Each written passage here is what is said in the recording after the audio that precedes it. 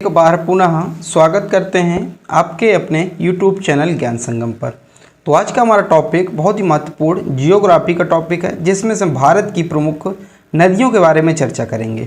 इसमें से हम ये चर्चा करेंगे कि कौन सी नदी हमारे लिए प्रमुख है, तथा इसका उद्गम स्थल कहाँ से है, तथा इसकी सहायक नदियाँ कौन कौन सी, और जहाँ पर हमें ट्रिक की ज़रूरत पड़ेगी, जैसे देखिए यहाँ पर जहाँ पर ट्रिक की ज़रूरत पड़ेगी हम ट्रिक से याद करेंगे, और जहाँ पर मैप की ज़रूरत पड़ेगी, जहाँ पर चित्र की ज़रूरत पड़ेगी, तो आदि चीज़ों को हम बिल्कुल ट्रिक से और इस तरह विस्तार पूर्वक से चर्चा करेंगे। आज की वीडियो में हमारे 100 क्वेश्चन रहेंगे, लेकिन ये 100 क्वेश्चन आपको 150 क्वेश्चन का काम करवाएंगे और विस्तार से हैं। ठीक है, अगर आप विस्तार से वीडियो ढूंढ रहे हैं कि विस्तार से आपको पढ़ना है, तो ये आपके लिए वीडियो पर्याप्त होने वाला है। आप लोग इसको देख लीजिए।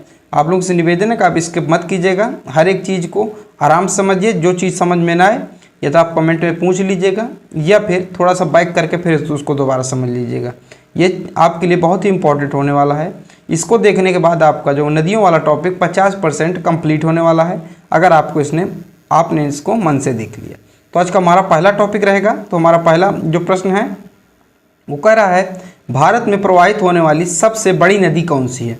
तो उस भारत में प्रवाहित होने वाली सबसे बड़ी नदी ये गंगा नदी है। कौन सी? गंगा नदी है। ठीक है, तो ऑप्शन नंबर डी, यानी कि जो भारत में बहती है वो सबसे बड़ी नदी गंगा नदी है। गंगा नदी की बात कर ली जाए तो गंगा नदी का उद्गम स्थल कहाँ से है, तो उत्तराखंड में स्थित गंगोत्री ग्लेशियर है। यानी कि जो उत्तराखंड राज्य है वहाँ पर स्थित है। ग्लेशियर का मतलब तो हिमनद, यानी कि बर्फ़ के पहाड़। ठीक है, बर्फ पहाड़ों पर क्या होता है, बर्फ़ की चादर जमी होती है, उसे हिमनद कहते हैं, ग्लेशियर कहते हैं। तो उस ग्लेशियर का नाम है उत्तरकाशी जिले में गंगोत्री ग्लेशियर है। उत्तराखंड के उत्तरकाशी जिले में वहीं से क्या होता है कि गंगा नदी निकलती है। ठीक है, जब वहाँ से गंगा नदी निकलती है तो उसको गंगा नहीं कहा जाता, बल्कि ग्लेशियर है। यहाँ से जब निकलती है तो इसको गंगा नहीं, इसको भागीरथी के नाम से जाना जाता है। ठीक है, जब इसके बाद अलकनंदा के यहाँ पे मिल जाती है, इसके बाद इसको गंगा के नाम से जाना जाता है। ठीक है, मैं सारी चीज़ें बताऊंगा, फिर आगे चल के इसको पद्मा के नाम से जाना जाता है। ये दो भागों में विभाजित, तो बाकी मैं सारी चीज़ें करूंगा, तो आपको इतना सिर्फ याद रखना है। इसकी लंबाई कितनी है, तो 2525। आप लोग 2 बार 25-25 याद कर लीजिए। तो गंगा नदी की कुल लंबाई कितनी है, तो 25-25। भारत की सबसे बड़ी नदी है। ठीक है, और मैदानी क्षेत्रों में प्रवेश कहाँ से करती है, तो मैदानी क्षेत्रों में प्रवेश ये हरिद्वार से करती है। ठीक है, और उत्तर प्रदेश में प्रवेश, तो उत्तर में बिजनौर से प्रवेश करती है। और कौन कौन से राज्यों में बहती है, तो 4 राज्यों में बहती है। कौन कौन सी? उत्तर प्रदेश, बिहार, पश्चिम बंगाल और झारखंड। तो ये निम्न में से ये इतने राज्यों में जो है बहती है। ठीक है, इतना आपको जो है याद रखना है। ठीक है, अगला, भारत में प्रवाहित होने वाली सबसे लंबी नदी कौन सी है, तो गंगा नदी है सबसे लंबी नदी जो भारत में क्या होती है, प्रवाहित होती है। ठीक है, गंगा नदी की सहायक नदियों के बारे में चर्चा कर ले। देखिए, हमारा टॉपिक सिर्फ हमारा पहला प्रश्न था कि ये कौन सी सबसे बड़ी नदी है, लेकिन मैं आपको पूरी चीज़ें बताऊँगा, उसकी सहायक नदियाँ भी बताऊँगा, ताकि आपको पेपर में कुछ भी पूछा जाए तो आपको क्या करें, आपको समझ में आना चाहिए, ये चीज़ें याद होनी चाहिए। गंगा नदी की सहायक नदियाँ हैं, ऐसे याद करना पाना कठिन है, तो एक ट्रिक है आपके लिए। यशोदा को राम सा कंगन चाहिए। ठीक है, यशोदा को राम सा कंगन चाहिए। तो यशोदा, यश से हो गया यमुना नदी, सा सोन नदी, और द से हो गया दामोदर नदी। तो यशोदा से 3 नदियाँ निकल कर आ गई, यमुना, सोन, दामोदर। फिर को से कोसी नदी, रा से रामगंगा नदी, म से चाहिए महानंदा नदी, सा से शारदा नदी या काली नदी, ये नेपाल से निकलती है। ठीक है, और क से करनाली नदी, गन से चाहिए कंगन, गन से होता है गंडक नदी। तो ये प्रमुख नदियां हैं किसकी, गंगा नदी की सहायक नदियां। तो आप एक बार इस ट्रिक को याद कर लीजिए, एक बार 2 बार लिख लीजिए, 2 बार में गारंटी देता हूँ कि आपको तुरंत याद हो जाएगा। चलिए, अगला प्रश्न है। वीडियो जरूर लंबा बन जाएगा, लेकिन आपके लिए हित में होने वाला है। अगला प्रश्न है, सिंधु घाटी सभ्यता का प्रमुख स्थल कालीबंगा किस नदी के तट पर स्थित है, तो घग्गर नदी के तट पर स्थित है। किस? घग्गर नदी के तट पर स्थित। सी हमारा इसका सही उत्तर हो जाएगा। ठीक है, सिंधु घाटी सभ्यता का प्रमुख कालीबंगा राजस्थान के हनुमान जिले में घग्गर नदी के तट पर स्थित है। कालीबंगा से कौन कौन से अवशेष प्राप्त हुए थे, जो कि हिस्ट्री का थोड़ा सा टॉपिक थोड़ा सा यहाँ पे टच करेंगे। तो पत्थर की चूड़ियाँ, मिट्टी के खिलौने, बैलगाड़ी के पहिए और मवेशियों की हड्डी के अवशेष वहाँ से क्या हुए थे, प्राप्त हुए थे। अगला है, निम्न में से कौन सी 2 नदियाँ पश्चिम की ओर बहती हैं, यानी कि पश्चिम की ओर ऐसे कौन सी 2 नदियाँ हैं जो पश्चिम की ओर बहती है। तो एक तो नर्मदा है और एक ताप्ती नदी है। तो ऑप्शन नंबर 1 हमारा सही उत्तर हो जाएगा, यानी कि नर्मदा और ताप्ती नदी जो है क्या पश्चिम की ओर बहती हैं। ठीक है, पश्चिम की ओर ऐसे बहते बहते क्या जाती हैं, ये अरब सागर में गिर जाती हैं। ठीक है, देखिए, नर्मदा नदी मध्य प्रदेश के अनूप जिले के अमरकंटक से निकलती है। तो नर्मदा नदी का उद्गम स्थल अमरकंटक से है। एवं ताप्ती नदी का उद्गम स्थल मध्य प्रदेश के बैतूल जिले से है। तो अभी मैं आपको मैप में बताऊंगा नर्मदा नदी तथा ताप्ती नदी दो पहाड़ों के बीच से बहती हैं, दो श्रेणियों के मध्य पर्वतों के बीच से बहती हैं, वो भी मैं आपको चित्र में बताऊंगा। ठीक है, तो दोनों प्रमुख नदियाँ मध्य प्रदेश की हैं। तो जो नर्मदा नदी है अमरकंटक से निकलती है और ताप्ती नदी है ये बैतूल के मुल्ताई जिले से निकलती है। ठीक है, अब पश्चिम की ओर बहने वाली नदियाँ कौन कौन सी है? पश्चिम की ओर बहने वाली नदियाँ एक बार उसको देख लीजिए। तो इसकी ट्रिक है नाश्ते में घी लो, यानी कि जब नाश्ता ब्रेकफास्ट करते हो उसमें घी लो। तो नाश्ते ना से नर्मदा नदी, सा से साबरमती, ताप्ती, माही, लूनी और घग्गर। तो ये क्या है? ये पश्चिम की ओर बहने वाली नदियाँ। किस तरफ? पश्चिम की ओर बहने वाली नदियाँ। ठीक है, ये आपको इतना याद रखना है। अगला प्रश्न है हमारा, कौन सी नदी जो एक ब्रिब्रंस यानी कि रिफ्ट वैली से होकर बहती है? तो कौन सी ऐसी नदी है जो रिफ्ट वैली से होकर बहती है? नर्मदा नदी। एक हमारा इसका सही उत्तर हो जाएगा, ए हमारा सही उत्तर होगा। बहुत इंपॉर्टेंट क्वेश्चन है, याद रखिएगा। और सारे क्वेश्चन क्या है? प्रीवियस ईयर क्वेश्चन में पूछे गए हैं और बहुत विस्तार से पूछे जाते हैं, अंदर से घुस के एग्जाम में क्वेश्चन पूछे जाते हैं, इसलिए मैं आपको डिटेल से करवा रहा हूँ। अगला प्रश्न, निम्न में से किस नदी को एक विनाशक नदी कहा जाता है? तो किस नदी को एक विनाशक नदी कहा जाता है? तो कोसी नदी को एक विनाशक नदी कहा जाता है। सी हमारा इसका सही उत्तर हो जाएगा। ठीक है,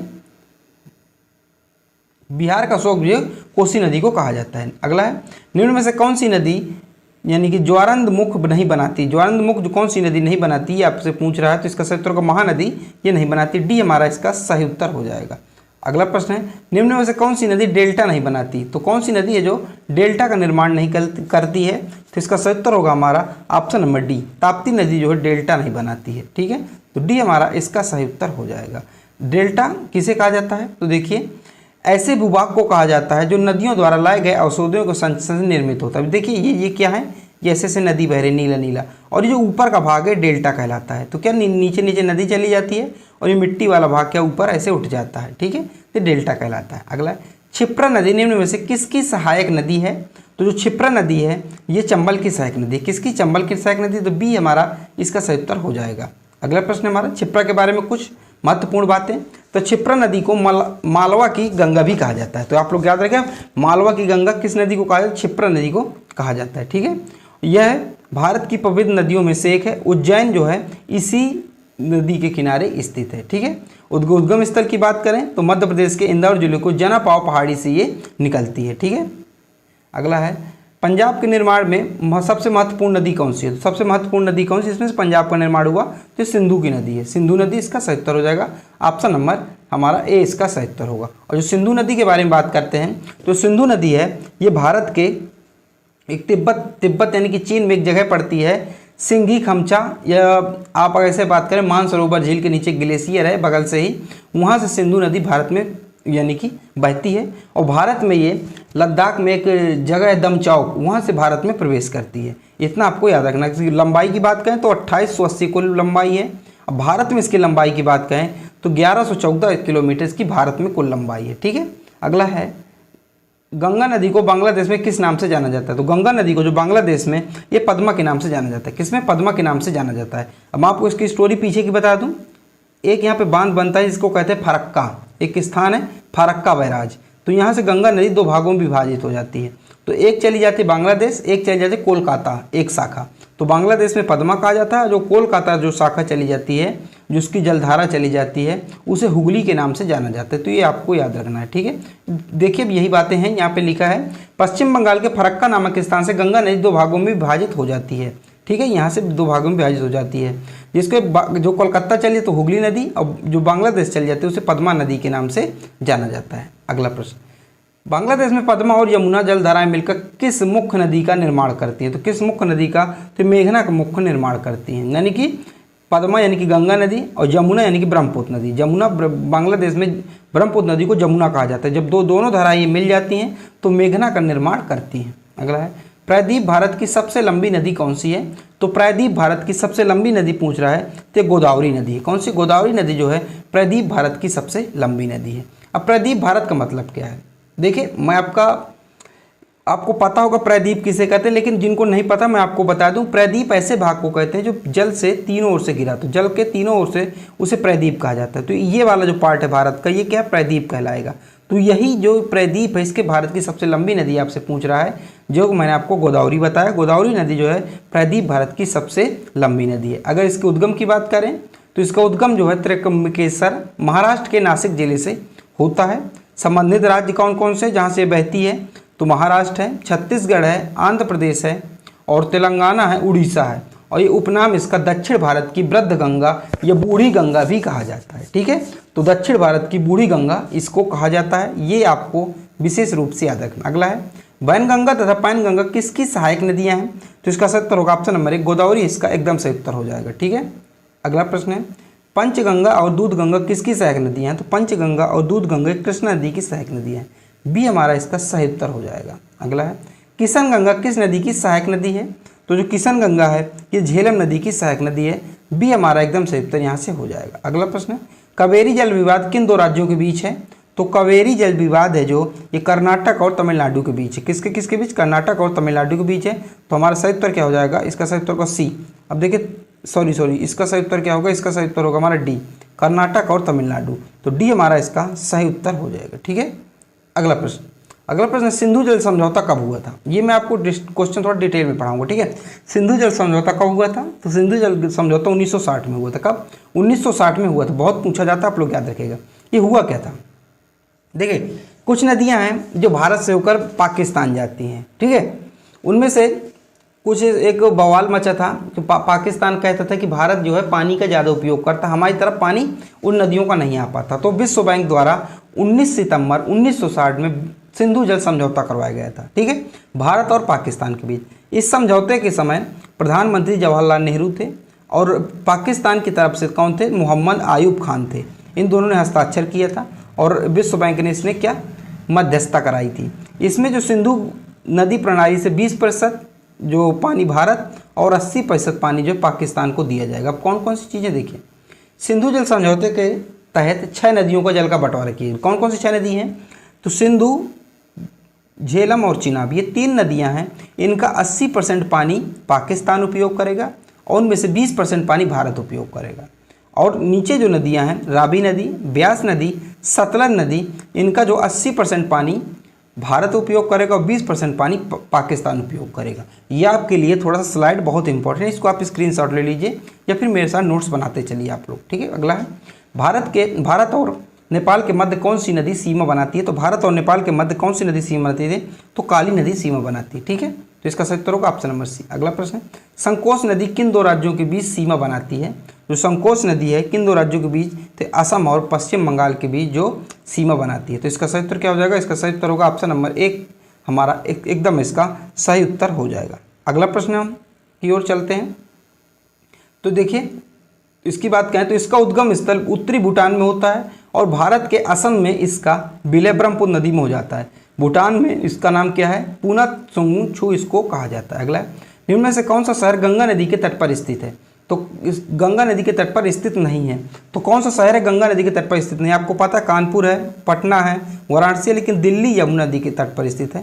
तो डी हमारा इसका सही उत्तर हो जाएगा। अगला है जम्मू कश्मीर की राजधानी श्रीनगर किस नदी के तट पर स्थित है, श्रीनगर किस नदी के तट पर स्थित है, तो झेलम नदी के तट पर स्थित है। झेलम नदी के तट पर स्थित श्रीनगर आपको याद रखना है। ठीक है, और जो सिंधु नदी है मित्रों, वो सिंधु नदी सिर्फ लद्दाख में बहती है। ठीक है, लद्दाख भारत के केंद्र शासित प्रदेश लद्दाख में सिर्फ बहती है। अगला है निम्न में से कौन सा कथन सत्य नहीं है, कौन सा कथन सत्य नहीं है, तो आप ऑप्शन नंबर सी हमारा इसका सही उत्तर हो जाएगा। क्या ऑप्शन नंबर सी कह रहा है, सी कह रहा है कावेरी का उद्गम आंध्र प्रदेश में है, नहीं कि कावेरी का उद्गम आंध्र प्रदेश में नहीं है, ये कर्नाटक में है। तो सी हमारा इसका सही उत्तर हो जाएगा। अगला है केन, बेतवा और चंबल किस नदी की सहायक नदियां हैं, तो केन हो गया, बेतवा हो गया, चंबल, ये सब यमुना नदी की सहायक नदियाँ, किसकी, यमुना नदी की सहायक नदियाँ। तो ए हमारा इसका सही उत्तर हो जाएगा। अगला है विश्व का सबसे बड़ा द्वीप माजुली किस नदी पर बनता है, तो विश्व का सबसे बड़ा नदी द्वीप है जिसका नाम है माजुली द्वीप, जो असम में पड़ता है। ये किस नदी पर बनता है, तो ब्रह्मपुत्र नदी पर बनता है। किसमें, ब्रह्मपुत्र नदी पर बनता है। तो बी हमारा इसका सही उत्तर होगा। माजुली द्वीप से जुड़ी महत्वपूर्ण बातें आप लोग देख लीजिए कौन कौन सी हैं। तो माजुली द्वीप का निर्माण ब्रह्मपुत्र नदी और उसकी सहायक नदियों के मार्ग बदलने की वजह से हुआ है। यह ब्रह्मपुत्र नदी और सुमनसिरी नदी से घिरा हुआ भाग है। माजुली द्वीप 16वीं शताब्दी के असम के प्रमुख सांस्कृतिक केंद्रों में से एक रहा। माजुली द्वीप विश्व का सबसे बड़ा नदी द्वीप है। आपसे मैं कह रहा हूँ विश्व का सबसे बड़ा नदी द्वीप है।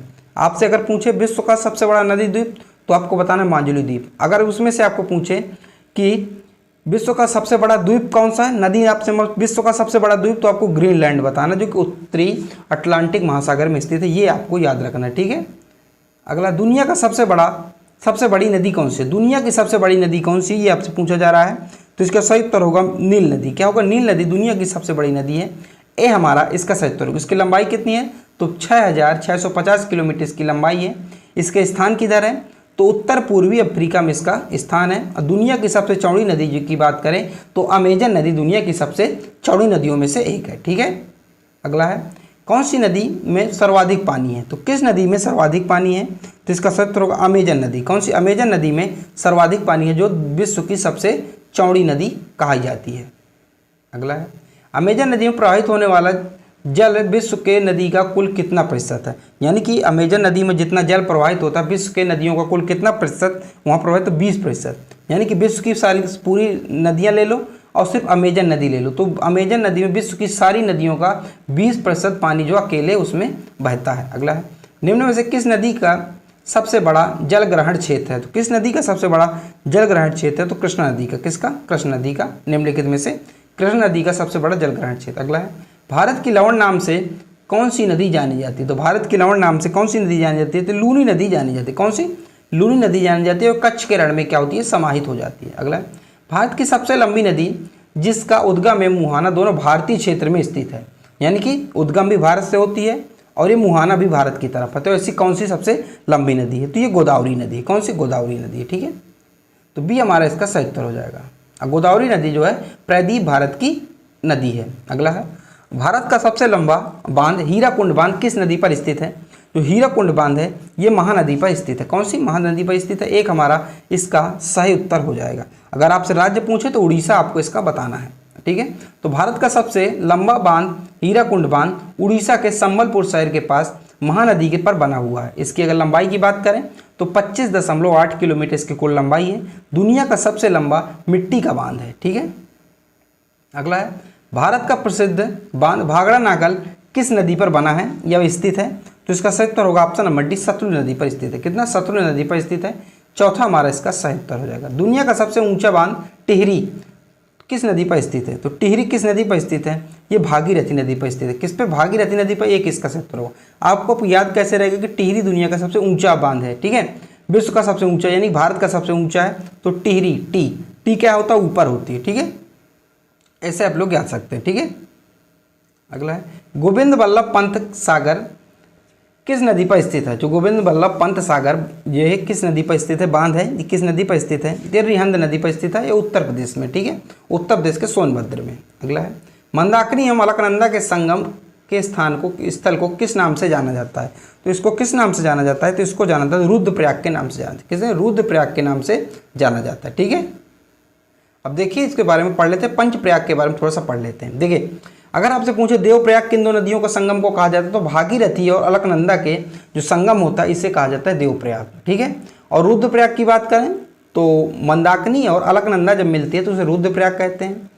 और कर्णप्रयाग की बात करें तो पिंडार और अलकनंदा जब मिलती है तो उसे कर्णप्रयाग के नाम से जाना जाता है। विष्णुप्रयाग की बात करें तो धौली गंगा और अलकनंदा जब मिलते हैं तो उसे विष्णुप्रयाग के नाम से जाना जाता है। तो ये आपके लिए इंपॉर्टेंट रहने वाला है। अगला है, निम्न में से कौन सी नदी तिब्बत में नेपाल चीन सीमा से निकलती है और हाजीपुर बिहार के पास गंगा में शामिल हो जाती है? तो इनमें से कौन सी नदी है ऐसा करती है? तो इसका सही उत्तर होगा ऑप्शन नंबर सी, गंडक नदी इसका सही उत्तर हो जाएगा, ठीक है।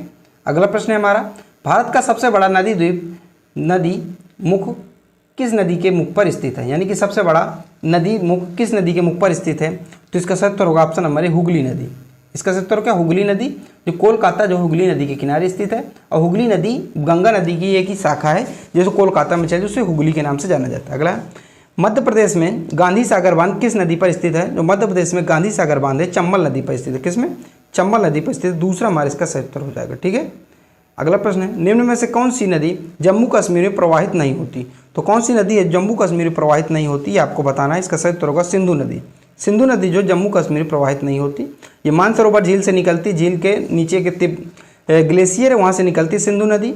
और ये क्या है, लद्दाख, भारत में लद्दाख के दम चौक से प्रवेश करते हुए पाकिस्तान में चली जाती है, ठीक। अगला, सिंधु नदी की सबसे बड़ी सहायक नदी कौन सी है?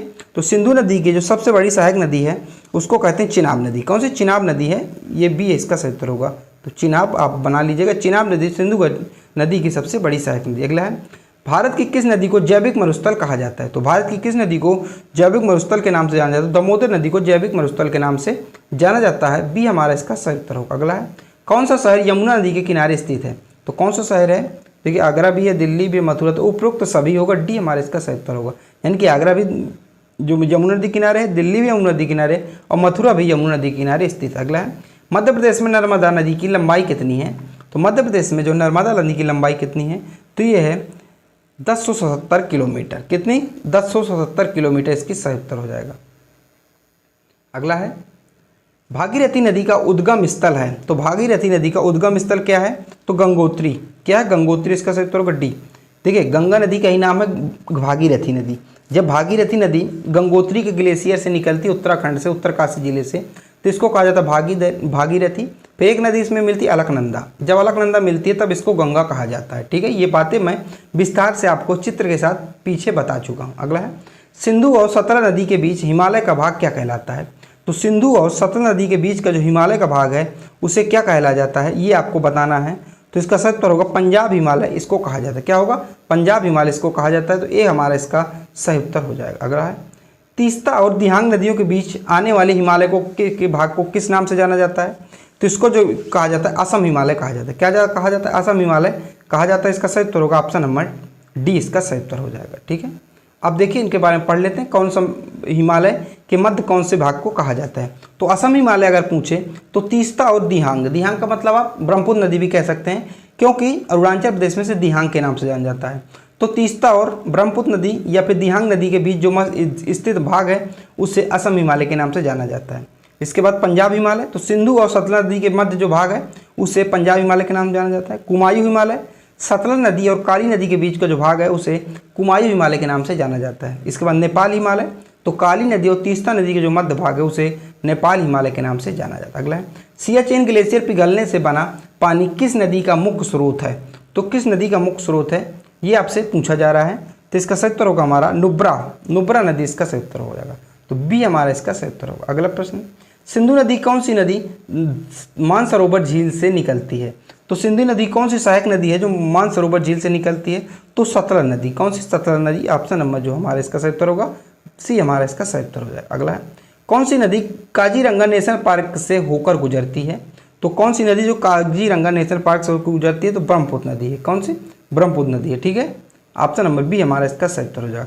काजीरंगा राष्ट्रीय उद्यान से होकर बहने वाली नदियाँ कौन कौन सी? ब्रह्मपुत्र नदी है और डेफलू नदी है, मोरा डेफलू नदी है और मोरा धनसिरी नदी है।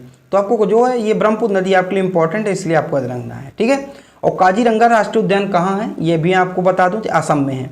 असम का एक नौगांव जिला है वहाँ है। और काजीरंगा किस लिए प्रसिद्ध है? तो यहाँ एक सींग के गैड़े पाए जाते हैं, तो इसलिए काजीरंगा जो है प्रसिद्ध है। ठीक है, आप देख रहे होंगे एक सींग वाले गैड़े यहाँ पाए जाते हैं। ठीक है, अगला है, निम्न में से किस दर्रे के माध्यम से सतलज नदी तिब्बत से भारत में प्रवेश करती है? तो कौन सा दर्रा है जिसके माध्यम से जो सतलज नदी है भारत में प्रवेश करती है, जो कि तिब्बत में इसका उद्गम है? और ये भारत में कहाँ से प्रवेश करती है? तो ये भारत में सिपकिला दर्रे से प्रवेश करती है। ये सिपकिला दर्रा कहाँ है? तो सिपकिला दर्रा हिमाचल प्रदेश में है। ठीक है, और यहाँ से सतलज नदी जो है भारत में प्रवेश करती है और सीधे फिर यहाँ जाके कहाँ मिल जाती है? पाकिस्तान चली जाती है ये। ठीक है, सिंधु नदी से मिलकर। ठीक है, अगला है, अगर सतलज नदी की बात करें तो इसका पुराना नाम आप देख लीजिए। सतलज नदी का जो पुराना पौराणिक नाम है इस सतुद्री के नाम से जाना जाता है। सतलज नदी के ऊपर कुछ महत्वपूर्ण बांध भी बने हैं, जैसे भागड़ा नागल बांध और करकच्चम वाकटू जल विद्युत संयंत्र और नापता झाकड़ी बांध। इसमें से आपको भागड़ा नागल बांध एकदम याद रखना है। ठीक है, और सतलज नदी सिपकिला दर्रे से होकर भारत में प्रवेश करती है। यह हिमाचल प्रदेश, भारत और तिब्बत राज्य में किन्नौर जिले में स्थित है, यह आपको याद रखना। अगला है, नर्मदा एवं ताप्ती नदियों के मध्य कौन सी पहाड़ी स्थित है? तो करें नर्मदा और ताप्ती नदियों के मध्य कौन सी पहाड़ी स्थित है? तो ये स्थित है सतपुड़ा पहाड़ी। कौन स्थित है? सतपुड़ा पहाड़ी स्थित है। बी हमारे इसका सही उत्तर हो जाएगा। चलिए हम इसको थोड़ा सा पढ़ ही लेते हैं। आप थोड़ा सा याद ध्यान दीजिए मेरी बात। देखिए ये है एमपी में, कहाँ है? जो विंध्याचल पर्वत है मध्य प्रदेश में है। ठीक है, और सतपुड़ा पर्वत भी कहाँ है? मध्य प्रदेश में है। अजंता श्रेणी का ये महाराष्ट्र में। ठीक है, अब जो ऊपर क्या विंध्याचल पर्वत है और नीचे क्या सतपुड़ा पर्वत है, इन दोनों के बीच से एक नदी बहती है, उसको कहा जाता है नर्मदा नदी। ये आप देख रहे होंगे, इसको कहा जाता है नर्मदा नदी। ठीक है, और वहीं पर अगर बात करें अजंता श्रेणी से और सतपुड़ा पर्वतों के बीच से एक नदी बहती है, उसको कहते हैं ताप्ती नदी। तो आप इस डायग्राम को एक बार मन में बैठा लीजिए, एक बार तीनों पहाड़ बना लीजिए और दो नदियों को बहा दीजिए, ऊपर नर्मदा है, नीचे ताप्ती है। तो इसको आप लोग याद कर लेंगे तो आप जैसे प्रश्न चाहे जैसे बन जाए, आपको हमेशा क्या रहेगा, याद रहेगा। अगला है, पोंग बांध किस नदी पर निर्मित है? तो इसका सही उत्तर होगा ऑप्शन नंबर डी, ब्यास नदी पर स्थित है पोंग बांध। इसका ऑप्शन नंबर क्या होगा हमारा, डी इसका सही उत्तर होगा। ये हिमाचल प्रदेश में, कहाँ, हिमाचल प्रदेश में। अगला है, कौन सी नदी भूमि बांधित नदी है? तो कौन सी नदी है जो भूमि बांधित नदी है? इसका सही उत्तर होगा ऑप्शन नंबर डी, लूनी नदी। क्या होगा, लूनी नदी इसका सही उत्तर हो जाएगा। ठीक है, और लूनी नदी अजमेर जिले के नागपुर पहाड़ से निकलती है। कहाँ से निकलती है? नागपुर पहाड़ या नागा पहाड़ियों से निकलती है। और लूनी नदी को जो मरुस्थल की गंगा भी कहा जाता है। ये आपके लिए इंपॉर्टेंट है कि किस नदी को मरुस्थल की गंगा कहा जाता है। तो ये लूनी नदी को मरुस्थल की गंगा कहा जाता है, क्योंकि मेन रूप से क्या मरुस्थल वाले एरियो में बहती है और वहाँ पे काफ़ी इसके सिंचाई ऊंचाई से होता है, इसलिए उसको गंगा का दर्जा दिया गया। अगला, सिंधु नदी का उद्गम किस स्थान से होता है? तो सिंधु नदी का उद्गम है ये चीन तिब्बत से होता है। ठीक है, चीन तिब्बत से होता है। ये एक मानसरोवर झील है, वहीं के उसी के पास से इसका होता है। ठीक है, ये अगर मान करें तो मानसरोवर झील है, यहीं से सिंधु नदी निकलती है। और ऐसे ऐसे ये सिंधु नदी, ये यहाँ का क्षेत्र है दमचौक लद्दाख का, यहाँ से प्रवेश करते हुए से पाकिस्तान के होते हुए अरब सागर की खाड़ी में जाके गिर जाती है। अगला है, सिंधु नदी किस स्थान से भारत में प्रवेश करती है? तो सिंधु नदी जो दमचौक लद्दाख से भारत में प्रवेश करती है, ये मैं आपको बता चुका हूँ। अगला है, सिंधु नदी कुल लंबाई कितनी है? ये आपसे पूछ रहा है। तो 2880 किलोमीटर। कितनी है? 2880 किलोमीटर इसकी लंबाई है। अगर भारत में पूछे कि कितनी बहती है, तो भारत में बहती है 1114 यानी 1114 किलोमीटर। अगला है, सिंधु नदी भारत के किस एकमात्र राज्य केंद्र शासित प्रदेश में बहती है? तो ये बहती है किसमें? सिर्फ मात्र लद्दाख में बहती है और फिर ये पाकिस्तान में चली जाती है। अगला है, लेह शहर यानी लद्दाख किस नदी के तट पर बसा हुआ है यानी किनारे है? तो इसका सही उत्तर होगा, इसका सही सिंधु नदी के किनारे है, क्योंकि यहाँ पर सिर्फ एक नदी मुख्य रूप से बहती है, उसका नाम है सिंधु नदी। अगला है, सिंधु नदी भारत में बहने के बाद किस स्थान पर पाकिस्तान में प्रवेश करती है? तो उस स्थान को क्या कहा जाता है? उसको स्थान को कहा जाता है दर्दी स्थान। क्या कहा जाता है? दर्दी स्थान से पाकिस्तान में प्रवेश करती है। ठीक है, अगला है, निम्न में से कौन सी नदी सिंधु नदी की सहायक नदी नहीं है? तो कौन सी नदी है जो सिंधु नदी की सहायक नदी नहीं है? देखिए, रावी है, रावी है, सतलज चिनाब है, लेकिन यमुना नदी गंगा नदी की सहायक नदी है, ना कि सिंधु नदी की। ठीक है, और सिंधु नदी की प्रमुख सहायक नदियाँ देख लीजिए, चेलम, ब्यास, सतलज, चिनाब, रावी, श्योक इसकी प्रमुख नदियाँ हैं। अगला है, सिंधु नदी की सबसे बड़ी सहायक नदी कौन सी है? तो सिंधु नदी की सबसे बड़ी सहायक नदी चिनाब नदी है, डी इसका सही उत्तर हो जाएगा। और चिनाब नदी जो दो धाराओं से मिलकर बनी है, कौन कौन सी दो धाराएं हैं? ये पूछा जाता है कि चिनाब नदी का जो है, चिनाब नदी किन दो धाराओं से मिलकर बनी है, ये एग्जाम में पूछा जाता है। तो एक का नाम है चंद्रा, एक का नाम है भागा, ऐसे आप समझ लीजिए। ऐसे ये इसका नाम है चंद्रा और इसका नाम है भागा, ये दोनों एक जगह मिल जाते हैं, फिर ये दोनों नदियाँ क्या, दोनों धाराएं आपस में मिलकर चलती हैं, तो इसको चिनाब नदी कह दिया जाता है। ठीक है, अगला है, निम्न में से किस नदी के नाम पर भारत का नाम इंडिया और हिंदुस्तान पड़ा? तो किस नदी के नाम पर भारत का नाम इंडिया और हिंदुस्तान पड़ा?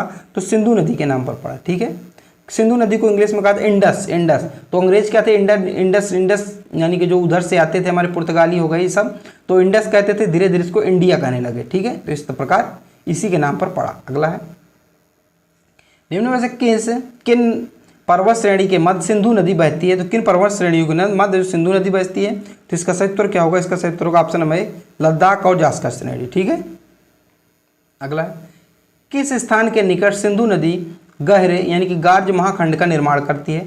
तो किस स्थान? तो गिलगिट, गिलगिट एक स्थान है, तो बी हमारा इसका सही उत्तर हो जाएगा। ठीक है, अगला है, रावी नदी का उद्गम भारत के किस राज्य से होता है?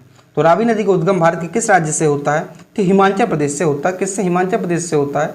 ठीक है, तो ऑप्शन नंबर डी हमारा इसका सही उत्तर हो जाएगा। ठीक है, अगला प्रश्न है, रावी नदी के बारे में कुछ महत्वपूर्ण तथ्य कौन कौन से हैं? तो अगर इसके उद्गम की बात करें तो उसका उद्गम कहाँ से होता है? तो हिमाचल प्रदेश के पास कांगड़ा जिले में होता है। ठीक है, और धौलाधर पर्वत श्रेणी से इसका उद्गम होता है रावी नदी का। यह नदी लगभग 720 किलोमीटर लंबी और पाकिस्तान में प्रवेश करती है। रावी नदी का प्रवाह की बात करें तो जम्मू कश्मीर हो गया, पंजाब हो गया और फिर पाकिस्तान में चली जाती है। ठीक है, अगला है, रावी नदी किन दो पर्वत श्रेणी के मध्य से होकर बहती है? जो रावी नदी है किन दो पर्वत श्रेणियों के मध्य से होकर बहती है? तो इसका सही उत्तर होगा पीर पंजाला और धौलाधर। तो धौलाधर इसका बी इसका सही उत्तर हो जाएगा। अगला है, निम्न में से किस नदी को मध्य एशिया में मृत्यु की नदी के नाम से भी जाना जाता है?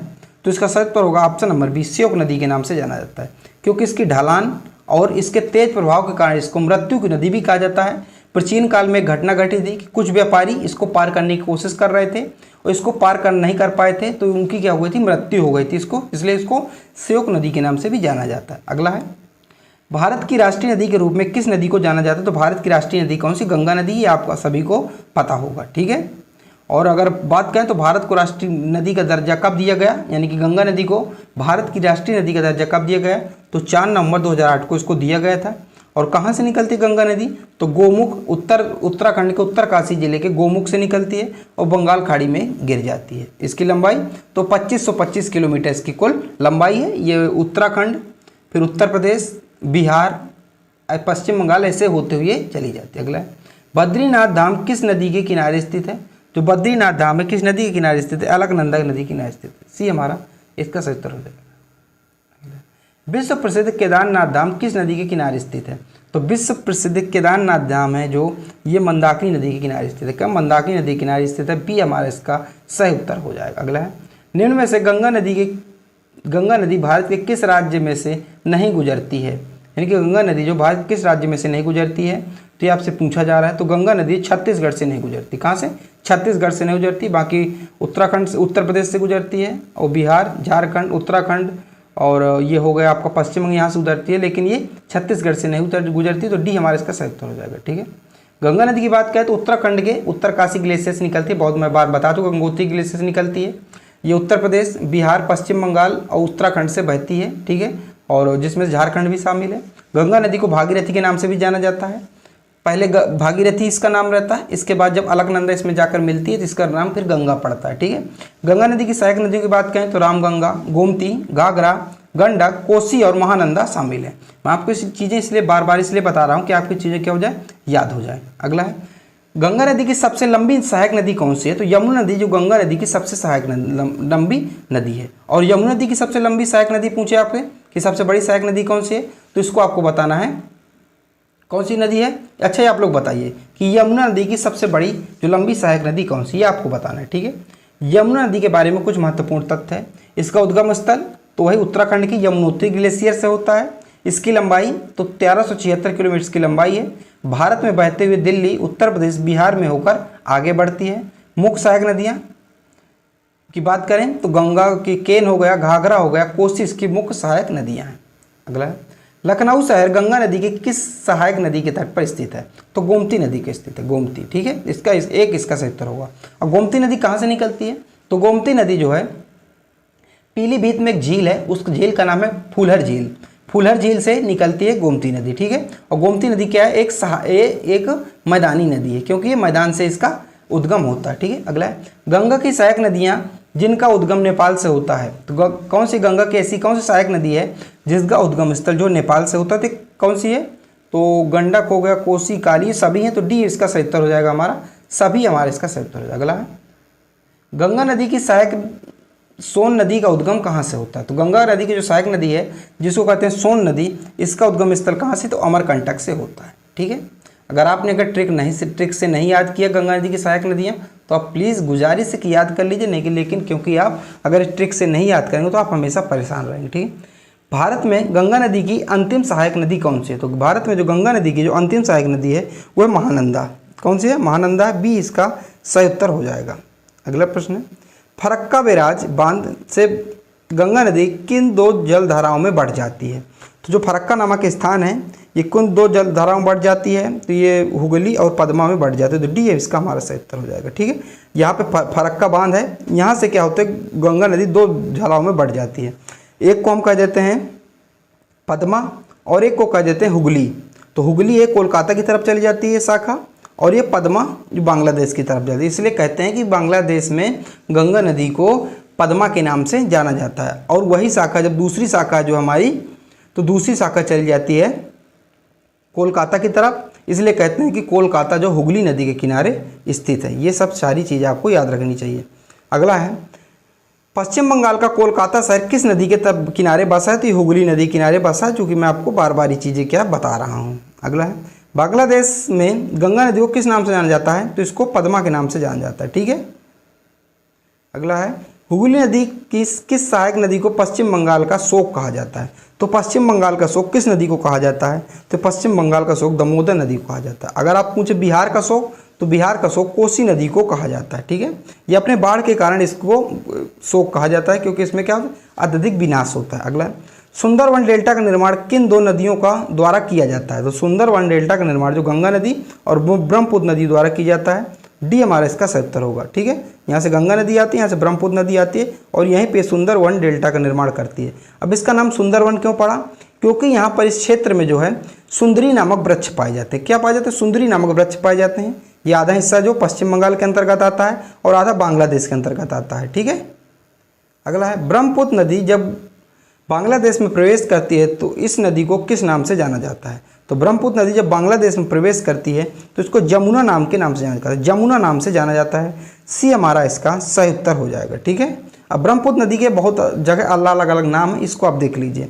अगर ये चीन में, जब ये चीन से निकलती है ब्रह्मपुत्र नदी, ठीक है, आपको पता है मानसरोवर झील है, मानसरोवर ऐसे ये निकल जाती है, ब्रह्मपुत्र नदी है और इधर जो चली जाती है सिंधु नदी कहलाती है। ठीक है, और इसी के नीचे से सतलुज नदी निकलती है। ठीक है, ये आपको विशेष रूप से याद रखना है। तो जो ब्रह्मपुत्र नदी है इसके अलग अलग स्थानों पर अलग अलग नाम है, क्योंकि इसका विस्तार बहुत ज़्यादा बहती है। 2880 किलोमीटर कुल बहती है इसकी भारत में कितना है? 1114 किलोमीटर भारत के क्षेत्र में बहती है।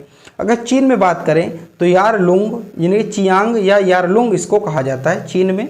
तिब्बत में इसको सांगपो के नाम से इसे तिब्बत में जाना जाता है, यानी कि ब्रह्मपुत्र नदी को तिब्बत में सांगपो के नाम से जाना जाता है। अरुणाचल प्रदेश में ब्रह्मपुत्र नदी को देहांग के नाम से जाना जाता है, देहांग या दिहांग। ठीक है, असम में इसे ब्रह्मपुत्र के नाम से ही जाना जाता है। बांग्लादेश में इसे यमुना के नाम से जाना जाता है। किसमें? यमुना के नाम से जाना जाता है। ये आपके लिए याद रखना है। अगला है रेल और सड़क पुल यानी कि बोगीबिल पुल किस राज्य में स्थित है? तो बोगीबिल पुल है किस राज्य में स्थित है? तो ये स्थित है असम में स्थित है। कहाँ स्थित है? असम में स्थित है। आपको याद रखना है, आप चित्र में देख सकते हैं। ठीक है, अगला है निम्न में से कौन सा शहर ब्रह्मपुत्र नदी के तट पर बसा है? तो कौन सा शहर है? देखिए गुवाहाटी, ये भी असम का है। डिब्रूगढ़ असम, तेजपुर, ये सब कहाँ है? ये ब्रह्मपुत्र नदी के तट पर स्थित है। डी हमारे इसका सही उत्तर हो जाएगा। अगला है भारत का सबसे लंबा सड़क पुल किस नदी पर बना है? तो भारत का सबसे लंबा जो सड़क पुल है किस नदी पर बना है? ये लोहित नदी पर बना है। और लोहित नदी कहाँ है? ये असम में। कहाँ है? असम में है। तो बी हमारा इसका सही उत्तर हो जाएगा। ठीक है, अगला प्रश्न है सिंधु नदी जल समझौते के अनुसार भारत सिंधु तंत्र का कितना प्रतिशत जल उपयोग करेगा? तो 20%। ये पहले मैं आपको पूरी चीज़ें बता चुका हूँ कि 6 हुआ था। ये देखिए, ये मैं फिर बता रहा हूँ कब हुआ था सिंधु जल समझौता। तो 19 सितंबर 1960 को हुआ था। उस समय भारत के प्रधानमंत्री थे पंडित जवाहरलाल नेहरू, और जो पाकिस्तान की तरफ से आए थे समझौता करवाने, उनके राष्ट्रपति का नाम था मार्शल मोहम्मद आयूब खान थे।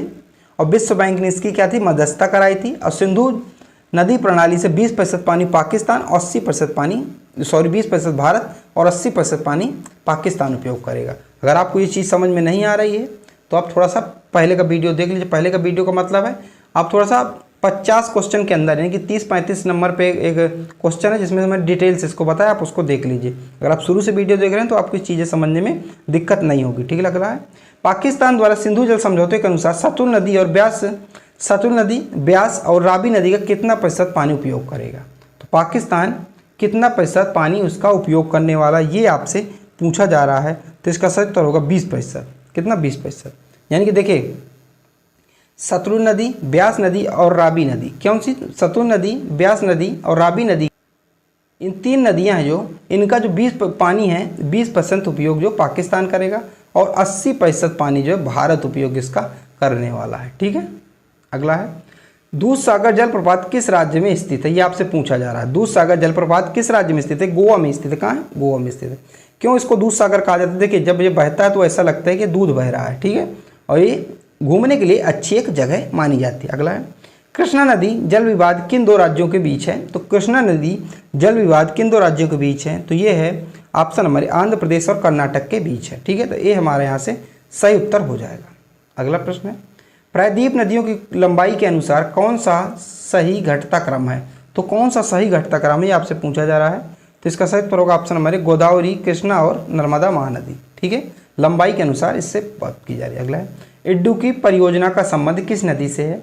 तो जो इडुक्की परियोजना है इसका संबंध जो है पेरियार नदी से। किस नदी से? पेरियार नदी से। तो सी हमारा इसका सही उत्तर हो जाएगा। कौन सा उत्तर होगा? सही, सी उत्तर इसका सही उत्तर होगा। पी कहाँ है? ये केरल में है। ठीक है, अगला है केरल राज्य की सबसे प्रमुख नदी कौन सी है? तो केरल राज्य की सबसे प्रमुख नदी निम्न में से पेरियार नदी। कौन सी? पेरियार नदी है। ठीक है, बी हमारा इसका सही उत्तर हो जाएगा। ठीक है, अगला है भारत के पश्चिम की ओर बहने वाली सबसे लंबी नदी कौन सी है? जो भारत के पश्चिम की ओर, ऐसे ऐसे पश्चिम की ओर बहती है, तो सबसे लंबी नदी कौन सी है? तो ये नर्मदा नदी है। कौन सी? नर्मदा नदी है। बी हमारा इसका सही उत्तर हो जाएगा। अगला प्रश्न है हमारा अरब सागर में गिरने वाली भारत की सबसे लंबी नदी कौन सी है? जो अरब सागर में गिरती है, तो इसका सही उत्तर होगा हमारा नर्मदा। कौन सी? इसका सही उत्तर क्या होगा? अरब सागर। तो इसका सही उत्तर होगा नर्मदा नदी। क्या होगा इसका सही उत्तर? नर्मदा नदी अरब सागर में गिरने वाली भारत की सबसे लंबी नदी है। ठीक है, यहाँ से निकलती है और अरब सागर में से गिर जाती है। आपको पता होगा इस साइड का क्या, इसे अरब सागर कहा जाता है, इसके नीचे का मध्य सागर, हिंद महासागर, और इधर बंगाल की खाड़ी, यहाँ इसे कहा जाता है। अगला गुजरात का काकापारा परमाणु संयंत्र किस नदी के किनारे स्थित है? तो किस नदी के किनारे स्थित है? ये ताप्ती नदी के किनारे स्थित है। किसके? ताप्ती नदी के किनारे स्थित है। डी हमारा इसका सही उत्तर हो जाएगा। अगला है निम्न में से कौन सी नदी कच्छ के रण में लुप्त हो जाती है? तो कौन सी नदी जो कच्छ के रण में लुप्त हो जाती है? इसे सही का सही उत्तर होगा लूनी नदी, जो कच्छ के रण में लुप्त हो जाती है। इसे जो मरुस्थल की गंगा भी कहा जाता है, ये भी मैं आपको बता चुका हूँ। तो जो हमारे थे 100 क्वेश्चन मैंने आपको पूरे करवा दिए, अब विथ डिटेल पूरे करवाए हैं, और ट्रिक के माध्यम से भी मैंने इसको बताने की आपको भरपूर कोशिश की है कि आपको चीज़ें जो है लंबे समय तक याद रहें। ट्रिक और इमेज एक ऐसी चीज़ होती है जिससे आपको चीज़ें लंबे समय तक याद रहती हैं। इसमें मैंने दोनों चीज़ों का प्रयोग किया है, और विस्तार में भी अगर कहें तो तीनों चीज़ों को प्रयोग किया है। तो चलिए मिलते हैं अगले वीडियो पर, जब तक के लिए जय हिंद।